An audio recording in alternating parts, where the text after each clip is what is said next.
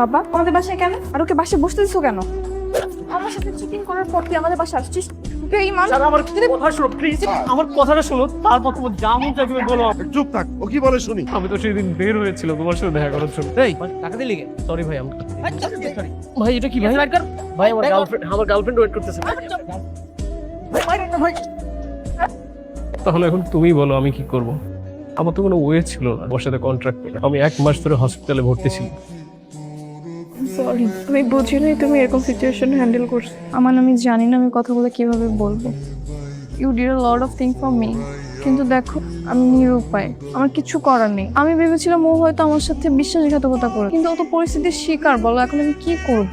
আমি তোমার উপর সারা জীবন কৃতজ্ঞ থাকবো। তোমার সাথে কাটানো এই একটা মাস আমার লাইফের সবচেয়ে সুন্দর সময়, কিন্তু আমি তোমার সাথে থাকতে পারতেছি না। আমি আবিদকে ভালোবাসি, আমি ওকে ফেরাতে পারবো না।